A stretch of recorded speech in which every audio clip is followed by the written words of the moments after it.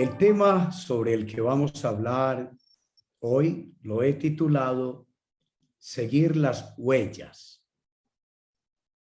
Estos temas todos están concatenados unos con otros y van siguiendo un hilo conductor. Desde el primer día hasta hoy, pero cada tema se puede comprender independientemente. Seguir las huellas.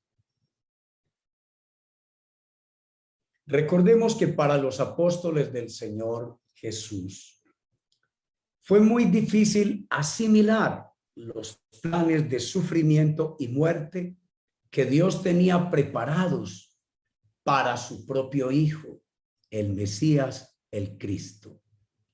Igualmente fue muy difícil para ellos, los apóstoles, entender e integrar los criterios mediante los cuales el Señor los llamó e invitó a seguirle y a servirle.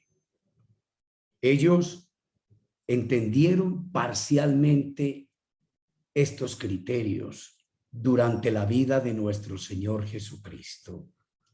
Recordemos que en Marcos 8:34 el Señor nos ha hablado de esos criterios y los hemos venido estudiando estos días. Estas fueron las exigencias enunciadas por el Señor. Él dijo: si alguien desea ser mi discípulo, tal y como lo hemos venido estudiando estas últimas noches, entonces, primero, tiene que venir detrás de mí. Detrás de mí es en pos de mí. En pos de mí es literalmente detrás de mí. Segundo, tiene que negarse a sí mismo. Tercero, tiene que tomar su cruz siempre, todos los días. Y cuarto, seguirme continuamente por el camino que el Señor trazó para nosotros. Seguir detrás de Jesús, es decir, como Él dijo, venir en pos de mí. Seguir detrás de Jesús significa hacer exactamente lo que Él hizo, siguiendo su ejemplo de vida en todo momento, pero fijándose muy bien cómo fue su comportamiento como hijo de Dios en medio del sufrimiento, del padecimiento, y seguir su ejemplo.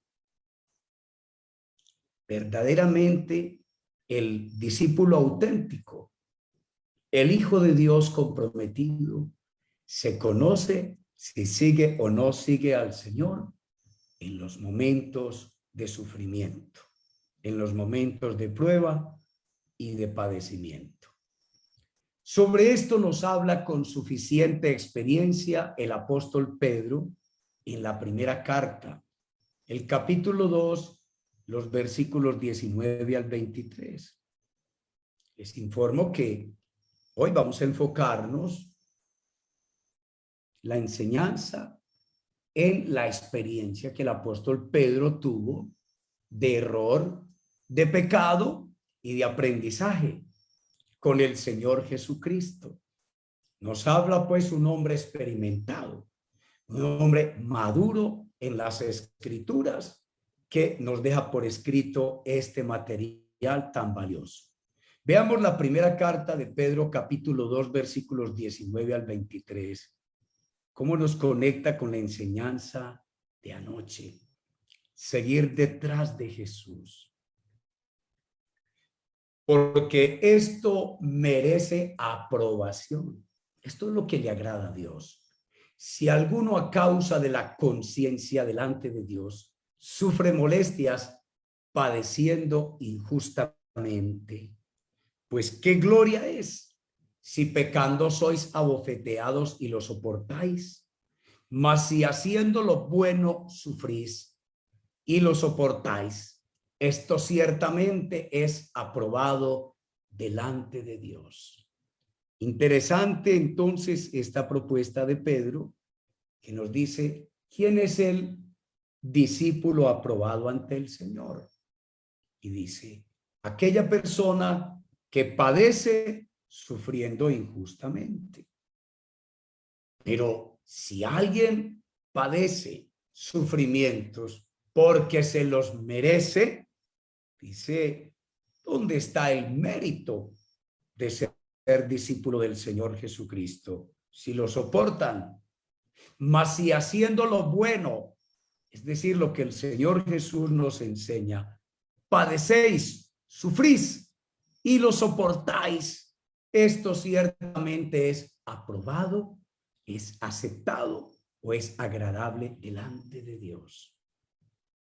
Pues para esto fuisteis llamados. Miren esto, para esto fuisteis llamados. ¿Para qué? Para sufrir cuando sea necesario por la causa de Cristo.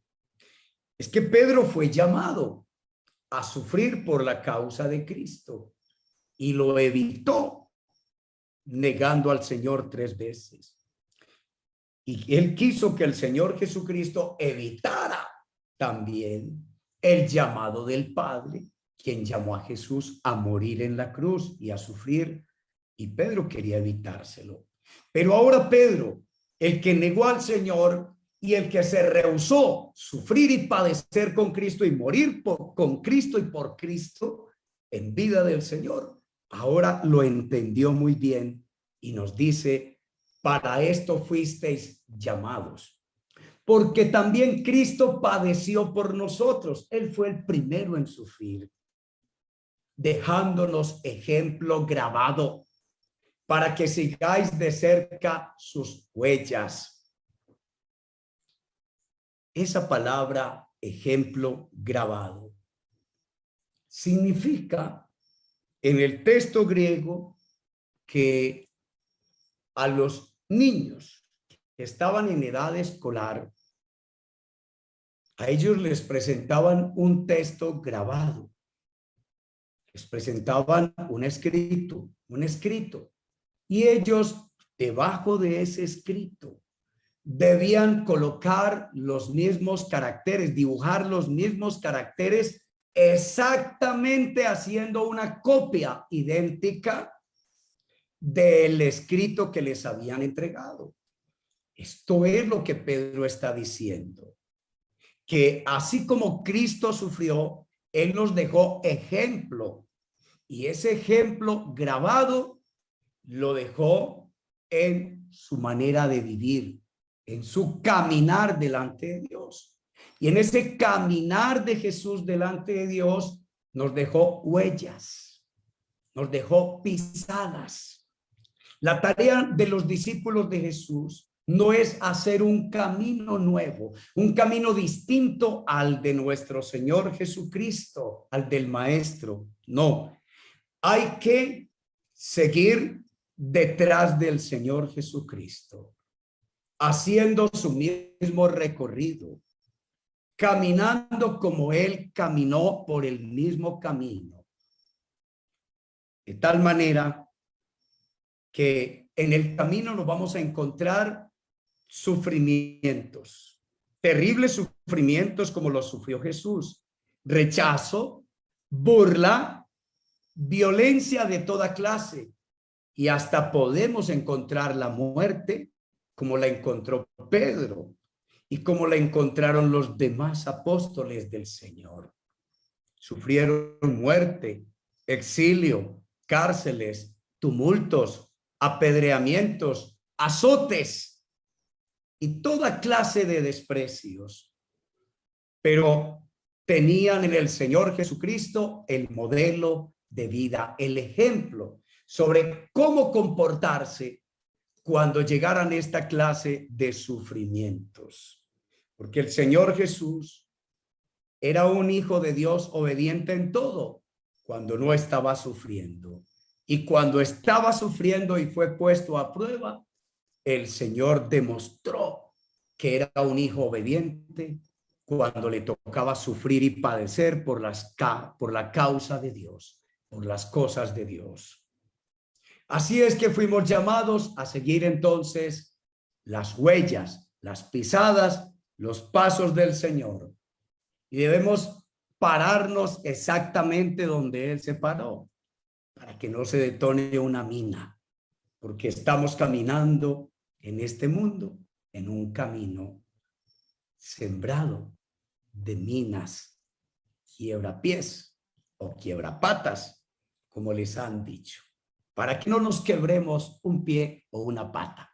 Hay que poner el pie donde el Señor lo puso y el otro donde Él lo puso. Sí, en medio de las amenazas y peligros que vivimos, los que auténticamente queremos vivir exactamente como Jesús, y no solamente que nos llamen cristianos católicos o evangélicos o protestantes. Continúo leyendo el versículo 22, hablando de nuestro Señor Jesucristo que padeció, dejándonos ejemplo, el cual no hizo pecado, ni se halló engaño en su boca. Ni siquiera una mentira piadosa, queridos amigos. Quien cuando le maldecían, no respondía con maldición. Ahí está el ejemplo. Cuando lo maldecían, no respondía con maldición. Cuando padecía, no amenazaba a nadie, sino que encomendaba la causa al que juzga justamente. El Señor pudo muy bien en la cruz, clavado, con todos los que lo estaban desafiando. Incluso le llegaron a decir, si verdaderamente eres hijo de Dios, bájate de esa cruz y te creeremos. En Dios confió y se burlaban de él. Pues entonces que Dios lo salve.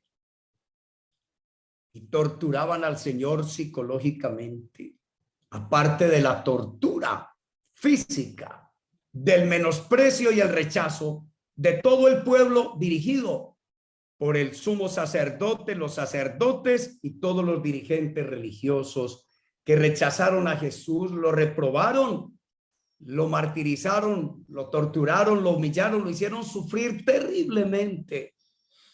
Y él, bajo toda esa presión, en cualquier momento pudo haberles dicho, desgraciados, si verá, ustedes no saben, pero yo resucitaré en 3 días y me la van a pagar todos ustedes.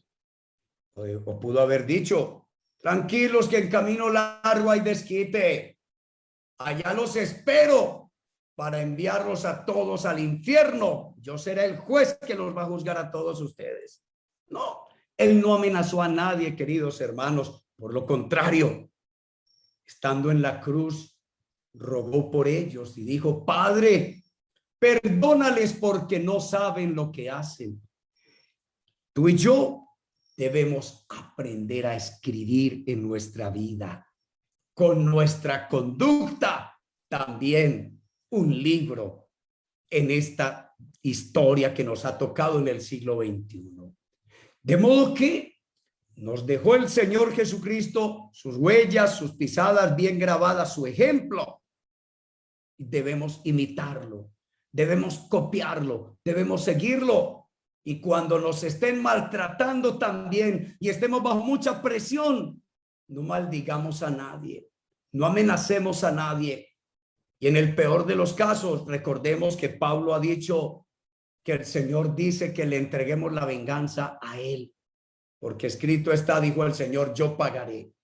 Entrégame la venganza a mí. Por eso dice Pablo en Romanos, si tu enemigo tiene hambre, dale de comer. Si tiene sed, dale de beber. Así harás que le arda la cara de vergüenza. No te dejes vencer de lo malo. Vence con el bien el mal. A eso estamos llamados, queridos hermanos. De modo que si te enteras que tu enemigo está necesitado y tienes manera de ayudarle, tú y yo estamos llamados a salir corriendo al encuentro de nuestro enemigo, que en su orgullo no nos llamará para ayudarle. Eso lo hace posible Dios a través de su amor derramado en nuestros corazones por el Espíritu Santo. Avancemos. En la misma carta de Primera de Pedro, capítulo 3, los versículos 13 al 18, Pedro continúa hablándonos en esta misma línea de qué es seguir las huellas o las pisadas o los pasos por el camino que el Señor Jesucristo dejó establecido para ir al cielo, porque nadie va al Padre si no es viviendo de esta manera. Yo soy el camino, la verdad y la vida. Juan 14:6. Te lo sabías de memoria. Lo has enseñado muchas veces, pero ¿cómo te va en la práctica? ¿Cómo nos va en la práctica? De eso se trata. No de teorizar, no de predicar o enseñar. El infierno, el lugar de condenación o estado de condenación, estará lleno de predicadores, de personas que hacen expulsión de demonios y que realizan milagros, según Mateo 7:21-23, en palabras del propio Señor Jesucristo. Leamos primera de Pedro 3:13-18, dice: ¿y quién es aquel que os podrá hacer daño si vosotros seguís el bien? Mas también, si alguna cosa padecéis por causa de la justicia. Noten aquí la palabra padecer, sufrir. Esta es la misma palabra que se utiliza para hablar de la pasión de Cristo, de la pasión de nuestro Señor Jesucristo. Entonces dice, mas también si alguna cosa padecéis o sufrís, es lo mismo, por causa de la justicia, es decir, de la justicia de Dios. Bienaventurados sois, dichosos sois, felices sois. Por tanto, no os amedrentéis por temor de ellos, ni os conturbéis. Temor de las personas que nos hacen la guerra, que nos hacen la vida imposible y nos persiguen por la causa de Cristo. En la familia, entre los amigos, en el trabajo, que nos hacen la guerra a veces y nos tratan con la doble, porque amamos al Señor y estamos siguiendo a Cristo.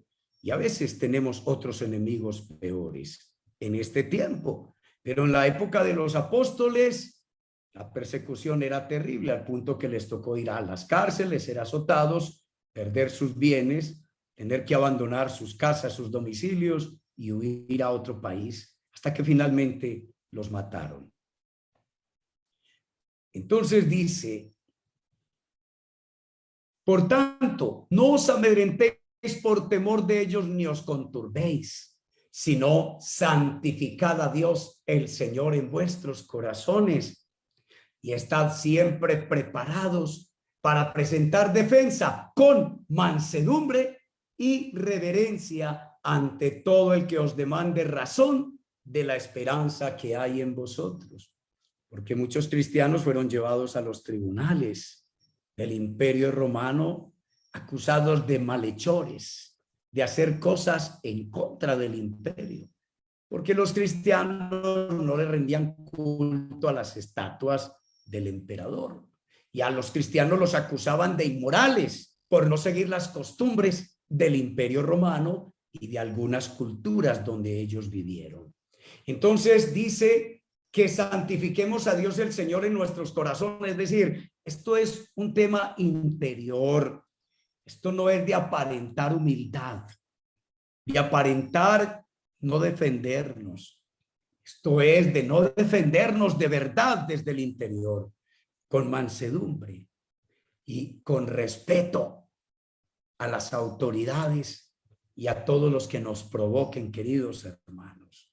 No maldecir, no renegar, no desearles el mal, no amenazar a nadie que nos pida razón de nuestra creencia en Cristo. Teniendo buena conciencia, para que en lo que murmuran de vosotros como de malhechores, acuérdense que Jesús fue crucificado como un malhechor, y por eso a veces el cristiano sufre como malhechor, como delincuente, como criminal ante la sociedad. Es acusado falsamente. Entonces, cuando hayan acusaciones contra ti por ser de Cristo, sean avergonzados los que calumnian vuestra buena conducta en Cristo. Porque mejor es que padezcáis, ahí está la palabra padecer, sufrir, haciendo el bien, si la voluntad de Dios así lo quiere, que haciendo el mal. porque también Cristo padeció una sola vez por los pecados. ¿Ves el juego de palabras? Como Cristo sufre, padece, y el cristiano, seguidor de Cristo, al seguir las huellas de Cristo, tarde o temprano, tendrá que pararse en el lugar del padecimiento, de la persecución, del sufrimiento mismo, así como el Señor. Y él debe comportarse como nuestro Señor Jesucristo nos dejó ejemplo. También en Primera de Pedro 4, 15 al 19 dice, sin embargo, si sufren, ahí está la palabra sufrir, padecer, es la misma, solo que es otra versión de la Biblia. Sin embargo, si sufren, que no sea por matar, robar, causar problemas o entrometerse en asuntos ajenos. Si te vas a las marchas y te comportas como un vándalo, incendiando edificios del Estado o vehículos públicos o privados, y te detienen y te meten a la cárcel, no vayas a decir que eso fue por la justicia de Dios, por la causa de Cristo. En cambio, y también dice por entrometerse en asuntos ajenos. Aquí en Antioquia han dicho por meterte en lo que no te importa. Hay gente que sufre por meterse en lo que no les importa. En cambio, no es nada vergonzoso sufrir o padecer por ser cristianos. Alaben a Dios por el privilegio de que los llamen por el nombre de Cristo. Después les voy a explicar cómo en Antioquía a los cristianos no les llamaban cristianos, sino que eran los del camino. Entonces a los seguidores de Cristo algún día les pusieron el sobrenombre, el apodo de cristianos para burlarse de ellos. Al principio, en el primer siglo, a los seguidores de Jesús no les gustó que los llamaran cristianos porque se burlaban de ellos. Entonces Pedro está diciendo que no se avergüencen si los llaman cristianos, porque si los llaman cristianos es que eso es un privilegio. Claro que hoy en Colombia y en América Latina es un privilegio y un honor ser cristiano. Hemos equivocado todo. ¿Y saben por qué? Porque los seguidores de Cristo hoy no sufrimos por ser cristianos. Antes, hoy se le prometen a los cristianos unas garantías que pierden las personas que dicen que no son cristianos. A veces tú vas a una universidad o un colegio y te preguntan religión. Y si dices católico, eso es un privilegio muy grande. Y si vas a una universidad protestante o a un colegio protestante y te preguntan religión y dices evangélico, entonces eso es un privilegio allá. Pero en la época de Jesús no era así, queridos hermanos. Ha llegado ya el momento de que Dios juzgue a todos y de que empiece por juzgar a su propio pueblo. Y si empieza por nosotros y nos hace sufrir así, tener sufrimientos por la causa de Cristo y como Cristo, a la manera de Cristo, imagínense lo que les espera a los que no obedecen la palabra de Dios. Es decir, a los que no creen en Cristo. Imagínense lo que les espera de parte de Dios si Dios está haciendo pasar por sufrimiento de purificación a sus hijos y a sus hijas.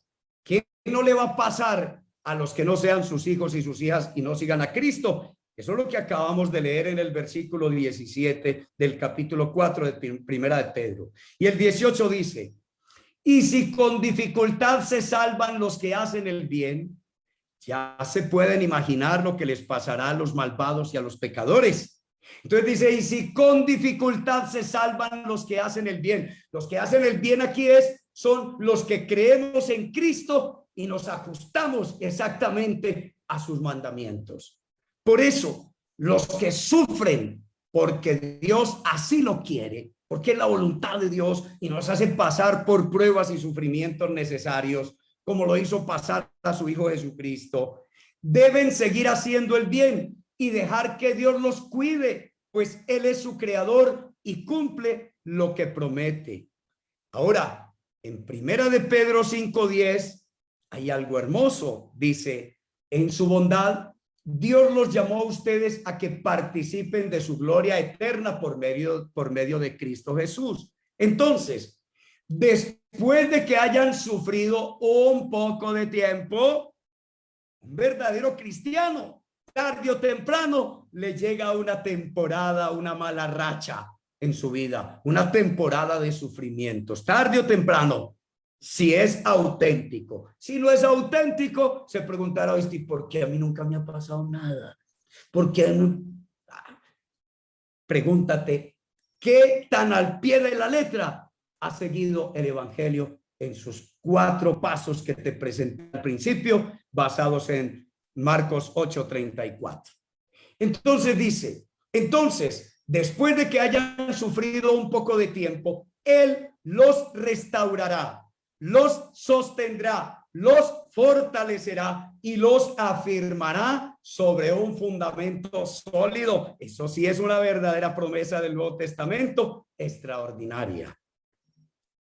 Ahora permítanme terminar esta enseñanza con Primera de Pedro capítulo 4 versículo 1, donde les voy a comunicar un secreto de Dios que aprendió el apóstol Pedro para triunfar sufriendo y padeciendo como cristiano, y nos hace este aporte a nosotros como cristianos. Dice, ustedes deben estar dispuestos a sufrir, así como Cristo sufrió mientras estuvo aquí en la tierra.